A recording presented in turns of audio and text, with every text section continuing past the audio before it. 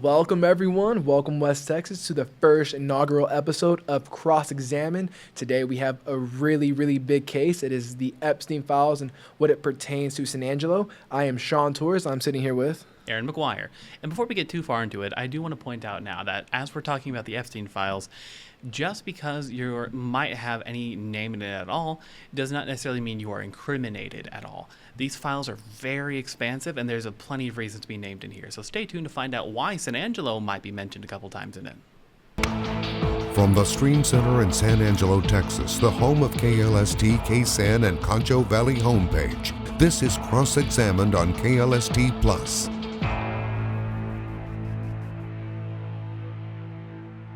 Welcome back, everybody. And like I said, this case is a really big one. As we see online from our comments, from our social medias, everyone is interested in this case. And today we're going to break down the Jeffrey Epstein case from when he first got arrested, his second arrest, to him dying in jail, him hanging himself. Don't need to sugarcoat it, yeah.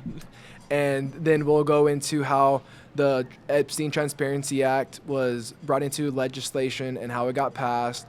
Then, lastly, we'll go into all the San Angelo-related details. All 24, you said? Yeah, allegedly, in my opinion, we've been resulted in 24 different files when you hit the search bar on the... We'll talk a little bit more about the process by which we do that once we get to that segment. Yeah. But yeah, about 24 records actually related to San Angelo itself. Yeah, 100%, yeah, about 24. Some of them are repeats, though, so... Yeah, again, we'll talk about that when we get there. There's a lot to unpack, and so stick around for the end. Yep. But before we get all that, we have a lot of backstory to cover on this one to kind of explain why the Epstein files are so important and why that specifically makes San Angelo somehow appear in this national, just case of our lifetime. Mm-hmm. Shawn, you want to take it away with the first arrest? Yes. So Jeffrey Epstein's first arrest, it was in Palm Beach, Florida, July 27th of 2006. This was on charges of soliciting minors for prostitution and procuring a minor for prostitution, in which on June 30th, 2008, he pled guilty to these two state felony charges. I know the rest of the story there, so my reaction makes sense in a bit. But basically, he gets left out after about 13 months of his 18-month sentence, and all the while, he's treated surprisingly well in jail. You said he got practically full walk of the place, right? Yeah, so online, a bunch of media outlets, news outlets, they like to call this deal that Jeffrey Epstein got a sweetheart deal because he was, like you said, he only served 13 of his 18 months, but while he was in county jail, he was able to leave for up to 12 hours a day on a work release, allegedly. Work release? I don't care. And everything that I've read online from the local news outlets that are there in Palm Beach, Florida, they say this was very weird and very unlikely for a sex offender to get a work release like this. And the time he was in jail, he also had a private wing to himself instead of being in general pop. And his cell door was also reportedly left unlocked at times, which gave him access to an attorney room with a TV on. And this is all reported by the West Palm Beach TV local news station over there. So what I'm saying is all factually correct. And I know that sounds insane for a sex offender to have all these lenient... It's it sounds very lenient, but I guess at the end of the day, that wasn't his first arrest, I suppose. Yeah, that's not to make it any better. Yeah, I can see where people argue, this is the first time he broke the law, so this is maybe why his lawyer was able to cut back on all the harsh penalties and all the harsh stuff. But we'll see it discussed in the files later on. He had a lot of powerful connections. It's scary stuff to consider. No, and that's another thing people like to argue is maybe he got that sweetheart deal because of his connections. But who knows? Because this is all a lot of the files are redacted, as a lot of y'all probably have seen online. A lot of the infamous pages where it's nothing but a pitch black square on a white background from just all the sheer redaction of it. I've seen some people go online and literally have that black background as their background for their videos, only to reveal that, hey, no, this is a document. Yeah. This is not just a solid black background. This is just actually a full-blown file that I'm showing you on screen right now. Mm-hmm. And It's- that's, to me, it's just insane that it- you it can just- just black out a whole document like that and call it a day. It's crazy, yeah. All right, can we get into a bit about the second arrest, his Yes. final? His final arrest, this happened on July 6, 2019. Epstein was arrested by the FBI and New York Police Department for crimes against children task force in New Jersey on federal charges of sex trafficking during the years of 2002 and 2005. The indictment filed in the Southern District of New York charged him with sex trafficking of minors and conspiracy to commit sex trafficking. Prosecutors said Epstein sexually exploited and trafficked dozens of underage girls, some young as 14, in locations including to his home in New York and Palm Beach. And also a federal judge denied Epstein bail, finding him both a danger to the community and a flight risk. Epstein was held without bail at the Metropolitan Correctional Center, the MCC, in New York City while awaiting his trial. And from there, we had such a, of course, by then we already had a large amount of media coverage about that, just Epstein being arrested on all these different charges. At the time, no one really, I don't know if there was even major discussion about the files themselves per se, but at the time we had, it was so much to unpack about Epstein. There was his, the circumstances of his tenure in jail are what really brought the most media attention at all. Just, it was, what was the best way to describe it? It was how, I believe there was an incident that you had written down in our notes here. Mm-hmm. There was about a time where he had been under psychological observation status, but before that he was on suicide watch for about 24 hours, and then that led to a whole debacle about there's at one point there was found marks around his neck even though he said that he wasn't suicidal. Yeah, the incident you're talking about happened on July 23rd of 2019. He was found semi-unconscious on the floor of his cell with marks around his neck, prompting authorities to treat it as a suicide attempt. Like you said, afterward, Epstein was placed on suicide watch, and he pleaded that he wasn't suicidal at all. So, and then of course there was his death itself, which is a massive amount of media coverage too, especially because of how controversial it was when they released the quote-unquote raw footage. Yeah, like you said, quote-unquote. But for right now, I think we have to kick it off to a commercial break. But when we get back, I'll go back into his death real quick, and then we can get into the good stuff of San Angelo and how we relate back to the Epstein files. From the Stream Center in San Angelo, Texas, the home of KLST, KSAN, and Concho Valley homepage, this is Cross-Examined on KLST Plus.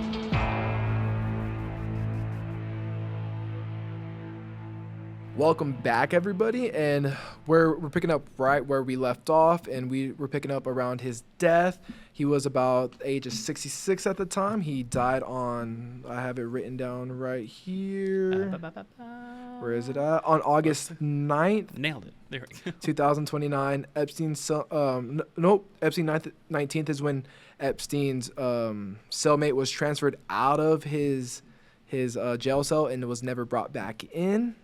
He was found dead on August 10th, 2019, Mm-hmm. and he was pronounced dead later on. That was a particularly nasty case, of course, about his death, but about all the circumstances surrounding his death that led a lot of the public to believe that this was not just a suicide, that it had been ruled. Yeah, there's a lot of coincidences, you could say, that went on that day for the footage of the jail cell hall, because there was not a direct camera pointing to the jail cell, so there was not direct footage of him actually committing suicide. But that same day that on August 10th, in the FBI reports, it said that the security guards that were supposed to be watching the cameras ended up falling asleep. And so they never went to go check on Epstein because, like you said, he was on suicide watch. So he was supposed to get checked up on every 30 minutes. But they fell asleep. And so when the FBI did some more reporting, digging down, investigating, they needed to pull the video footage from that hall, like the camera I mentioned earlier. But when they tried to do it, they were told that the computer drive that stores all the footage was corrupted. It was damaged, so there was actually no footage from that day. So yeah, it's just like there's practically no footage for that day. The footage that they did have was of a hallway, not the jail cell itself. The guards fell asleep, and they allegedly falsified records to cover up the fact that they had fallen asleep. And then we get to mid-2025, where they released the quote-unquote, again, raw footage of just that, like, multiple hours long period that included the time of Epstein's death. And multiple outlets, I think specifically we had mentioned Wired, had basically come to the conclusion after analyzing the footage that it appeared doctored almost, as though there was multiple feeds that had just been spliced together at certain points that gave the illusion of a cohesive piece of where it looked like no one was walking down the hallway, essentially, or at least no one that could enter his cell. Yeah, and like you said, that investigation by Wired, they showed that the timestamp because they released the security footage for that night, and they keep the little timestamp at the bottom. The timestamp jumped from 11:58 p.m. to midnight, and which is weird because it just missing 2 minutes. That's just a 2 minute. And like a lot of stuff can happen in 2 minutes of time, especially, again, if this might be like what all the theorists out there might say might have been a planned endeavor. And so it's just a very scary thing that I don't even know if we have many answers yet publicly to this day about. And the DOJ released, the FBI, they released that footage, and I don't know. To me, it's just really odd because Congress later obtained that footage that the government had, and they indicated that the characteristics of the missing footage wasn't accurate to what they put out. Yeah, and so just a lot of things point out to this. Either this is like the Hail Mary, like the Hail Mary of just coincidences and system failures that allow this to happen, or the other options are even scarier, to be honest. And so again, we just haven't had much answers in the way of that. But there were some answers and even more questions that came through whenever the Epstein Transparency Act started coming about. Can you talk a bit about that? Yeah, so this Transparency Act was formally introduced into the U.S. House of Representatives on July 15th of 2025.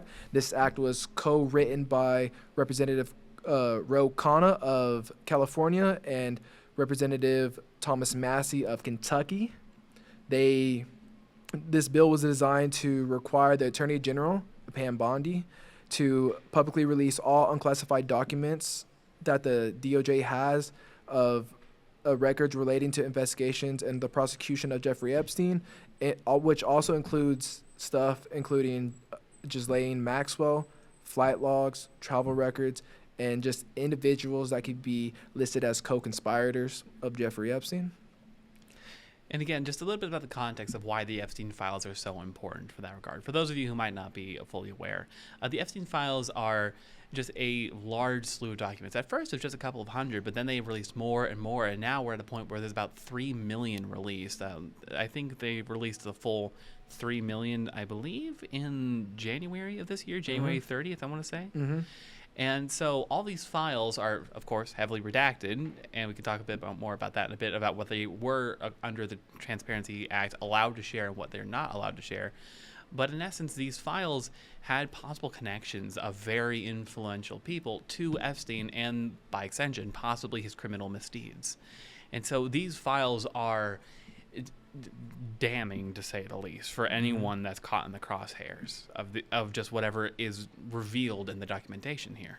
But can you talk a bit more about the timeline of the file's actual release? Because we didn't get all these 3 million at first, and we certainly didn't get them all on time, if I'm not mistaken. Yep. So after Trump signed the Epstein Act into law, he did that on November 19th. He signed it into law, and he had the DOJ had 30 days to release all these files, including with all the redactions and why they redacted some things. They had to give reasons out to the public and to Congress.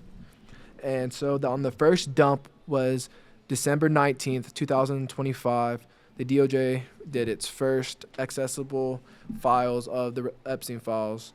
And like you said, this was highly controversial just because there was a lot of documents that came out that were just straight up black. A Yes. white page just with black on it. Yeah, white pages with black on it. And again, I'm pretty sure these weren't these was this the set of the documents that weren't released on time at all, or was this later? Yes, this was they all, well, technically they all didn't release on time because there's a 30-day period and this happened like 31, 32 days after. So technically they all came out late. So Okay. And so again, very controversial because all the redactions, they only show, like, oftentimes the victims are discussed, but oftentimes as well the possible perpetrators are just left redacted for any one reason or another. And again, this kind of flies in the face of it's hard to be transparent about these things if there's no evident transparency in the just all the black bars that are being seen in the files. And so it just was a scary thing. Like, they protected, they could be redacted for, like, victim privacy, for confidential grand jury material, for ongoing investigations, protected privileged material, and, of course, graphic or sexual content.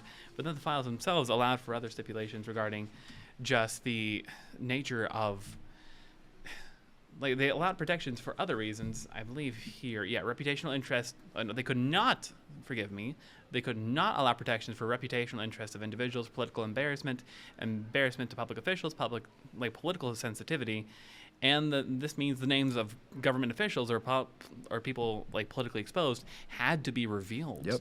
And so it was just, again, if your name was in the files, you had a massive target painted on your back. And that's why I believe San Angelo is going to be pretty important. No, 100%. Like you said, maybe we will be very, very important in these files. Maybe not, but we'll find out right after this commercial break. From the Stream Center in San Angelo, Texas, the home of KLST, KSAN, and Concho Valley homepage, this is Cross-Examined on KLST Plus.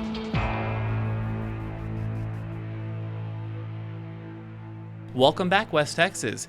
You are here for the final segment of our Cross-Examined episode, and this one's possibly the one that you were sticking around for the longest to see. We're going to be talking about San Angelo and how it's mentioned in the Epstein files. To begin with, let's talk a little bit about how we are in the files. And I say we, please don't put me in the files, but how San Angelo is mentioned in the files. Specifically, what we did for our research is that we used the DOJ's available Epstein library found online. And from there, we just used the search bar and typed in the words San Angelo. Of course, we vetted these to make sure there wasn't any other mention of San Angelo that was just contrary to what it is. Surprisingly, San Angelo is in certain product names for Amazon shopping lists. I didn't know that until after the day. But again, we just looked at specifically the mentions of the town of San Angelo. And then from there, we talked about how it relates to the town of San Angelo. So if we want to begin with, I know there are some mentions of Time Clock Plus that we wanted to discuss. Yeah, there was a few different documents from Time Clock Plus, actually. And so the first one that we were mentioned in was in the header line of the Data Management Incorporation. It has the whole address, so there we are mentioned in the top right-hand corner. But in this document, he was purchasing some clock-in, clock-out equipment for his employees, I guess. And as you can see, if you look up this document, you can see his signature. He had to actually write his name, and it said, "I, Jeffrey Epstein, give Data Management Incorporation permission to charge the amount of $127 to this account." I feel like, and again, how just broad spectrum that is. Yeah. How like any little thing could get you in the files for any reason. Like, I don't know if Time Clock Plus had any idea of what they were helping to facilitate, or if this was even facilitating that aspect of Epstein's workload. I don't want to call it that, but you know what I mean. Yeah. Like, it's not his public facing stuff versus his behind the scenes more terrible affairs. And so moving on to that, like from that, I'd like to talk about, I believe, the Verizon subpoena. yes, we have a long 11-page document about the Verizon subpoena. So, which I didn't know, but it wasn't the main office for Verizon that we had here, but it was for like our area's version of Verizon.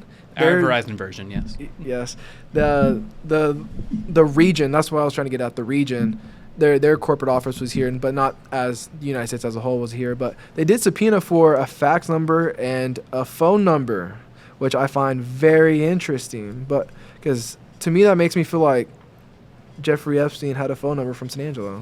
Did he? Or like that's the scariest part. I don't think there was any. There wasn't any like listing over who that fax number or who that phone number belonged to, right? No, yeah, that's the crazy part. I think, yeah, I'm right here. I'm reading it. Yeah, it doesn't say anyone's name. It just gives the fax number. I want to say it was a fax number. For those of you who don't know or can't see due to our lower thirds, I think you might be able to see it on screen here, though. We do have several copies of the files already, like physically in the studio with us here that we're looking over as we're actually having this discussion. So again, just I mean, if you want to show them, I don't know if you can show your camera or not, but you can just see the amount of just black bars on these forms is frankly just incredulous at times. Like you see here, just a lot of redactions. So it's very hard to kind of parse through this information at times. Moving on, though, there was one other one that we found of particular interest because our affiliate station, KTAB, had a very similar file on record. I believe it was a transaction between Robert Truck, I believe it's called Robert Truck Center, and Epstein's company, Zorro Development Corporation. And so that one was a bit of a scary one, right? Because it's just, I say scary all the time, but... Yeah, so he was ordering from Robert's Truck Center. Like, again, we're in the header for this. I did a little bit of research today within the Epstein documents, and I do not believe a truck from here got sold to Epstein, and which got sent to the Zorro Ranch. From my research, it looks like a truck was sent from Oklahoma. Oh, okay. Yeah, because there in other documents that I saw, it was with the same people within this one. That they were just basically saying like, oh, we have this truck at the Oklahoma dealership. So most likely like tracking the truck's progress across the United States, essentially. No, yeah, pretty much, because this Robert Truck Co. has a bunch of offices around the United States, and that's why they had one here, and that's why we're mentioned, because they just listed off all their offices. And can you just remind me right quick, what is Zorro Ranch exactly? Zorro Ranch is Epstein's ranch that he owned in New Mexico. So that's where a lot of people say more illegal activities went on. Currently, there is an investigation from the New Mexico state government looking into maybe dead bodies being buried there. Yeah, that started just a few days ago. It started within this week, so... All right. Well, we're starting to run out of time, so let's talk about the potatoes of the meat and potatoes of our entries here. The FBI watch listings, like in those emails that we saw, so many of these entries for San Angelo are about just FBI news briefings, essentially. Yeah. Articles that different news outlets in San Angelo would write about just cases that seemed entirely localized to us were being picked up by FBI systems. For those of you who might be familiar with the Tim Vasquez trial, the one about the former SAPD chief, now disgraced, had gotten picked up multiple times by multiple different emails. And so a lot of these files are mentioning local news. Yep. Other instances of mention, I think I saw one here about, yes. San Angelo was mentioned in one email that Epstein was CC'd in about gun violence, for example, during which it cited an article. There's one about a criminal case in which a person committed a bank robbery in Texas wearing a Star Wars helmet. I remember that case. I think it might have been a Darth Vader helmet. Yeah. And so all these articles written by local news outlets that are just getting picked up by FBI news briefing emails just automatically. And so, again, it's just strange to see how in the millions upon millions of files, San Angelo is being mentioned more than once simply because the FBI was, it's in the name, Federal Bureau of Investigations. Their investigations caught us just in the crossfire of this case a lot. And another one was just Caterpillar Trust. Apparently, the Caterpillar construction company, the kind that you would see would make the big yellow vehicles and whatnot for your construction sites. They had alert emails that were also mentioned here, just talking about different cases talking about Caterpillar. And so articles that talked about Caterpillar that were written in San Angelo were getting mentioned in these alerts. Now, what they're doing in the Epstein files, I don't quite know. But the fact is, just anytime an article is written that could have been picked up by FBI news briefings by certain companies that might have been connected to the case, San Angelo gets mentioned. And so, again, just that's how several of these 24 references in the Epstein files library are found in the case. Any comment on that? No, that's just about it right there.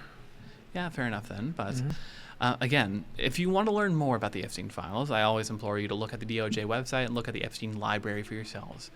There's a search bar. You can look up any key terms that you want and learn more about it, the files directly from the source. And again, always stay informed. I believe that's about all the time we have left, though, is it? Yep. All right. Well, tune in next time. I'm sure we'll have some other major crime to discuss. For sure. All right. Shawn, care to key us out? Yes. Thank you all for watching, guys. This has been a very great episode of the first episode of Cross Examine. You can watch it on KLSD Plus, on KTAB Plus. Make sure to download that on y'all's TVs, on the Roku TVs, Amazon Fire TVs, Apple TVs. Download that so you can watch all our new episodes. Thank y'all very much. Have a great day.